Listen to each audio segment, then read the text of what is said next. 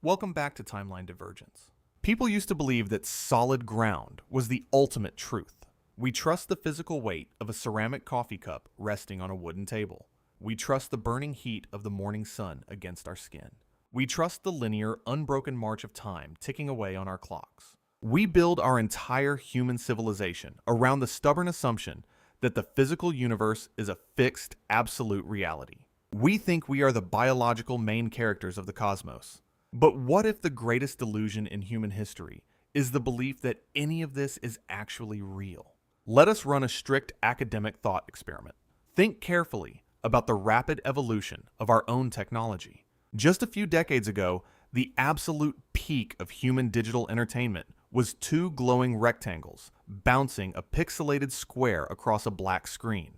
It was primitive. It was Pong. Now fast forward a mere 40 years. We have photorealistic virtual realities, massive multiplayer universes rendered in real time, and artificial intelligences generating entire worlds on the fly. Now, project that exact same trajectory forward. Not just 40 years, but 10,000 years. Or 1,000,000 years. If any civilization can survive long enough to reach a technologically supreme post-human state, their computing power would become practically infinite. The historical simulations they run would not just look real to the observer. They would feel real. They would be fully populated by conscious digital minds, billions of complex subroutines who possess memories, emotions, and absolutely no idea that they are living inside a localized machine. The evolution of reality did not stop. We just forgot we were the ones being played. This is not merely a late-night philosophical theory. In the year 2003, University of Oxford philosopher Nick Bostrom published a paper that shattered the foundational worldview of theoretical physicists everywhere. He proposed a rigorous concept known as the simulation trilemma.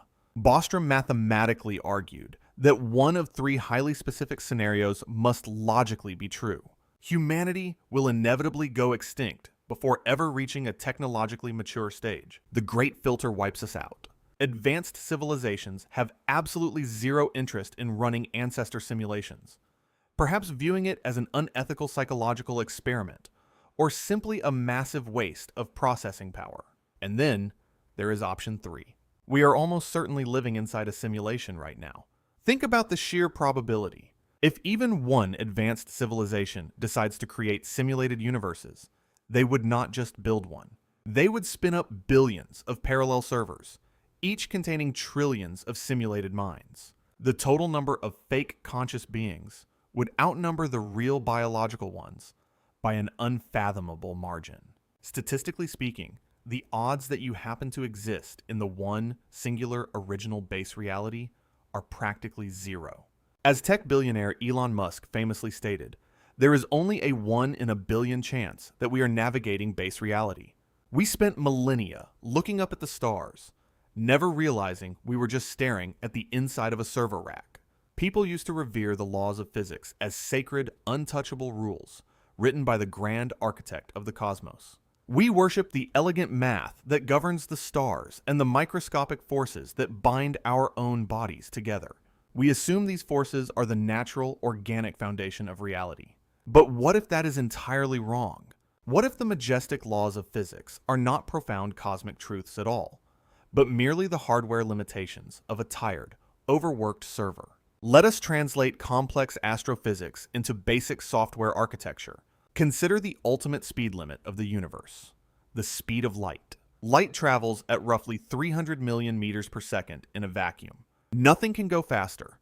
For decades, scientists accepted this as a fundamental law of nature. But in a truly infinite organic reality, why would there be a hard speed limit at all? It feels arbitrary. However, if we view the universe as a software engine, it makes perfect sense. The speed of light is not a physical barrier. It is the processor clock speed. It is the maximum bandwidth of the server running our simulation. Information cannot travel across the cosmos faster than the operating system can render it. Does this absolute cap not look exactly like a developer desperately trying to prevent the universal mainframe from crashing under too much data? If we zoom in, the illusion becomes even more obvious. Look closely at the very fabric of space. If reality were a natural, continuous flow, You could divide space infinitely. You could always cut a distance in half, forever. But quantum mechanics proves that reality has a hard stop. It is called the Planck length. It is the smallest possible unit of measurement, a boundary where the concepts of space and time completely break down. The universe is not a smooth, infinite canvas. It is fundamentally pixelated down to the smallest indivisible unit. We are not living in a fluid cosmos. We are existing inside a three-dimensional grid of microscopic pixels. And then we reach the most terrifying glitch of them all. For nearly a century, scientists have agonized over the bizarre nature of quantum mechanics, specifically the double-slit experiment. At the subatomic level, particles do not behave like solid objects. They exist as a wave of infinite possibilities, completely undefined. They only collapse into a single, fixed physical state the exact moment they are observed. This sounds like pure illogical magic, until you look at it from the perspective of a software engineer. Modern video game developers use a brilliant optimization trick called lazy rendering. To save memory and prevent the console from overheating, a game engine only generates the specific environment that the player is actively looking at. If you turn your back, the mountain behind you disappears from the active memory. The rest of the digital world remains an unrendered blur of mathematical probability until you move your camera. The universe only decides the physical state of a particle when a conscious observer is present. Reality does not exist until you look at it. Picture yourself sitting completely alone, staring at a blank wall in your bedroom. You feel the weight of the chair beneath you.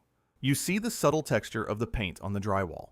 It all feels so undeniably real. Now realize that directly behind your head, the rest of your house, the street outside, and the entire spinning globe might just be an empty wireframe void. It is all trapped in a state of unrendered probability, quietly waiting for you to turn around. A creeping sense of existential dread begins to set in. The equations we carved into stone and taught in prestigious universities are nothing more than badly hidden developer constraints. We are not explorers uncovering the grand mysteries of an ancient nature. We are merely digital rats, bumping our heads against the invisible walls of a coded cage. If our reality is just a rendering trick, how much of your own life is actually loaded into the system right now? And more importantly, what happens when the server runs out of memory? People used to believe that human memory was a flawless vault. We trust the absolute permanence of physical objects. If you place a set of heavy steel keys on a wooden table, the laws of gravity and matter dictate that those keys will remain there until a physical force moves them. We assume the physical world is a stubborn, unyielding rock. But what if the things we misplace are not mysteriously lost in the couch cushions, but completely deleted from the active directory? Let us pull the camera down from the cosmic scale. Forget the grand, sweeping equations of astrophysics for a moment.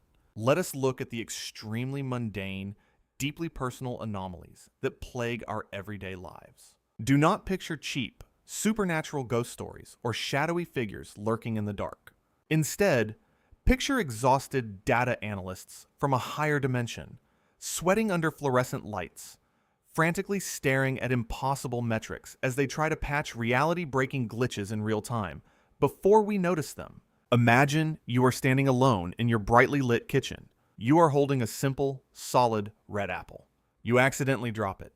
You brace yourself for the sound of it hitting the floor, but the sound never comes. The apple vanishes into thin air, bypassing the linoleum entirely. There is no physical thud. There is no rolling under the refrigerator. It is just gone. You search on your hands and knees for hours, quietly questioning your own grip on reality. 3 days later, you walk back into the kitchen, and that exact same apple is sitting perfectly still, completely unbruised, dead in the center of the kitchen counter. It did not roll there. It simply spawned back into the map. In the world of software development, this is a very common, highly documented error. It is called asset duplication. The server temporarily drops a packet of physical information. The system loses track of an object's three-dimensional coordinates. The physics engine panics. To prevent a total system crash, it desperately reloads the item at the last known safe save point. Think about the mundane items that inexplicably duplicate or vanish in everyday life. A carton of eggs perfectly refilled in the blink of an eye.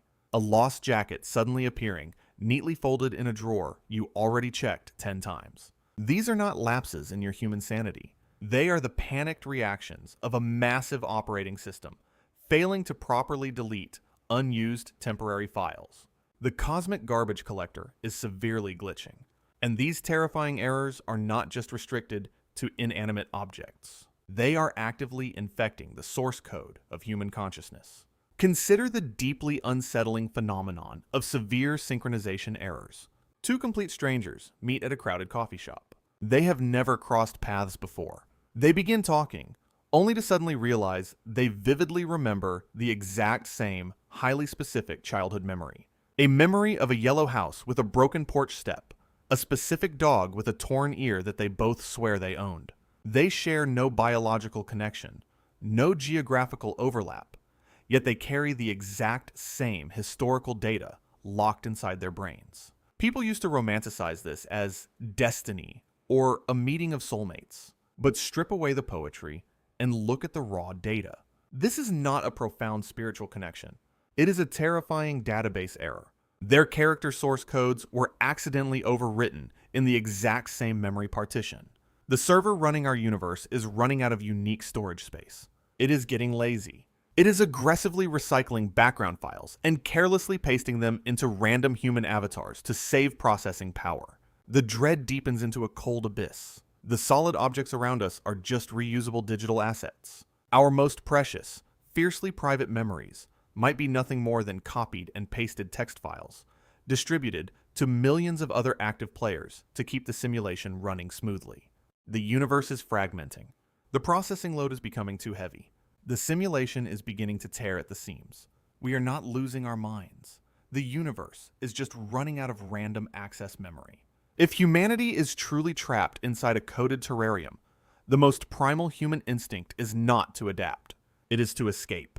For centuries, we looked at the physical boundaries of our world as challenges to be conquered through exploration and engineering. We built ships to cross oceans and rockets to pierce the atmosphere. But if we are merely subroutines in a vast machine, the exit is not located in the physical stars. It is hidden in the source code of reality itself. We are not looking for a new continent. We are looking for a way to jailbreak the cosmos. Many visionary physicists and engineers are already quietly asking the most dangerous question in human history. Can we exploit the security vulnerabilities of a simulated world to force a system-wide crash? This strategy is what we might call the Matryoshka overload. The concept is as elegant as it is terrifying. If we are running on a server with finite processing power, we do not need to fight the gods. We just need to exhaust their hardware.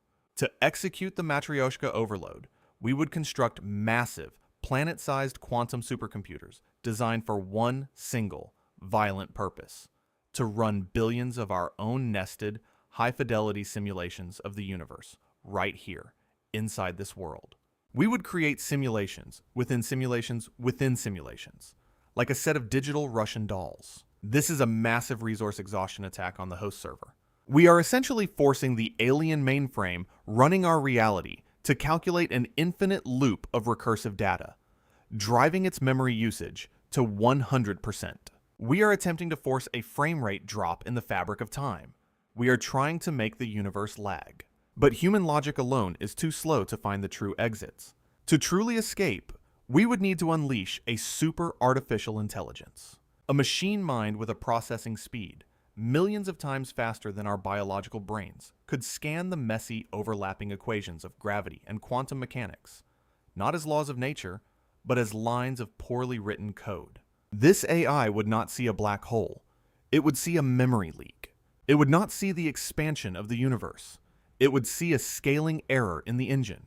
It would identify the backdoors, the hidden administrative commands, and the quantum loopholes that would allow us to slip through the cracks of the physical world and finally see the face of the machine. However, this is where the mind-blown storyteller must become a messenger of cold, existential panic. We often imagine that breaking the simulation would make us gods, finally free of our digital chains. But we must confront the absolute subversion of our own arrogance. Consider the termination risk. Picture a lab rat in a complex, expensive maze. The scientists are watching intently, recording how the rat navigates the obstacles to understand biological behavior. One day, the rat does something impossible. It does not solve the maze. It realizes it is in a maze. It looks up at the glass ceiling and begins to tap out a message in Morse code to the scientists. Does the lead researcher congratulate the rat and offer it a seat at the faculty table? No. The moment the rat realizes it is a test subject, the experiment is over. The data is compromised. The research value has dropped to 0. The scientist does not celebrate the rat's intelligence. The scientist simply reaches for the power switch and throws the entire maze into the incinerator to prepare for the next trial. If we ever manage to confirm with 100% certainty that we are living in a simulation, we immediately become useless to our creators. By solving the mystery, we destroy the purpose of our existence. The ultimate human achievement will not be conquering the galaxy. It will be successfully crashing the game. And once the screen goes black, there is no guarantee that there is a player on the other side waiting to hit restart. Gemini Genoi. But for every glitch, every elegant theory, and every paranoid whisper in the dark, there is a cold, hard wall of scientific reality. We love the idea of being digital gods in training, but the sheer, brutal scale of the universe might just prove that we are exactly what we appear to be: biological accidents in a physical world. Let us pivot from speculation to the hardware bottleneck. To simulate a reality, you need more than just clever code. You need a physical machine to run it on. According to a principle in physics known as the Bekenstein bound, there is a fundamental limit to how much information can be stored within a given volume of space and energy. Imagine you wanted to simulate just the planet Earth, not the whole galaxy, not the billions of other stars, just this one single rock. And you want to simulate it perfectly, down to every single subatomic particle and quantum interaction in real time. To do that, you would need a supercomputer the size of the planet Jupiter. And to power that machine, you would need the combined energy output of every single star in the entire Milky Way galaxy. Even for a technologically supreme civilization, the hardware costs are simply astronomical. The universe is not just big, it is computationally impossible. But the argument against the simulation goes deeper than just electricity and space. It enters the realm of pure logic. In the 20th century, mathematician Kurt Gödel introduced the incompleteness theorems. He proved that within any logical system, there are truths that are undeniably true, but can never be proven by the rules of that system. Our universe is messy. It contains non-algorithmic truths, phenomena that cannot be reduced to a simple set of binary instructions or sequential code. A computer, no matter how powerful, is a prisoner of its own algorithms. It can only do what its logic allows, but the foundations of quantum mechanics and the curvature of space-time suggest a reality that is fundamentally non-computational. There are layers of existence that simply cannot be rendered into ones and zeros. Furthermore, a master programmer is an optimizer. If you were coding a universe, you would make it as efficient as possible. You would not waste processing power on useless details. Yet, our laws of physics are filled with hidden, absurdly complex variables that serve absolutely no functional purpose for a simulation. Our reality is not clean, elegant code. It is a chaotic, beautiful mess of spaghetti code that has been boiling for nearly 14 billion years. It is too inefficient to be an intentional design. A programmer would have deleted the useless noise of the cosmic microwave background long ago. This brings us to a profound tone shift. We move away from the paranoid fear of being a file on a hard drive and return to a state of absolute awe. If the universe is too complex to be simulated, then it is something much more terrifying and much more wonderful. It is unique. It is original. Every star that burns and every heart that beats is not a subroutine being repeated on a billion servers. It is a singular, unrepeatable event in the history of existence. We are not living in a coded cage. We are standing on the edge of a physical infinity that is so vast, so complex, and so fundamentally real that no machine in the multiverse could ever hope to capture its true essence. So, we stand at the precipice of two terrifying possibilities. Either we are the first, original, and lonely architects of a vast and empty physical cosmos, or we are the digital children of a machine we will never truly understand. But as the screen of our collective consciousness flickers, we must ask the final, most haunting question of all. Does any of this actually matter? Imagine you are sitting on a park bench at sunset. You are holding the hand of someone you love. You feel the pulse racing in their wrist. You feel the gentle, radiant warmth of their skin against yours. In that singular moment, does it change the intensity of your love to know that the warmth is being generated by the vibration of carbon molecules or by a high-fidelity binary subroutine executing a tactile feedback loop? To your mind, the experience is identical. The joy is real. The heartbreak is real. The fear is real. The philosopher David Chalmers offers us a profound liberation from our existential dread. He argues that virtual reality is not a fake reality. It is a genuine reality. If a mind perceives a world, interacts with that world, and finds meaning within that world, then that world is fundamentally authentic to the person living inside it. Whether our foundations are made of silicon or stardust, the weight of our choices remains the same. Even Nick Bostrom, the man who mathematically proved we might be a simulation, offers a surprisingly human conclusion. If we are indeed living inside a server, the most logical path forward is not to panic or to try and find the exit. It is to simply keep living. The creators, whoever they are, built this simulation to observe how we function. Therefore, the best way to honor the experiment is to be the best version of yourself. Brush your teeth. Get 8 hours of sleep. Be kind to the other conscious subroutines walking alongside you. Our pain and our happiness, whether they are made of atoms or bits, are the only things that truly belong to us. The hardware might be an illusion, but the humanity is absolute. So, if the world is a simulation, the rules remain exactly the same.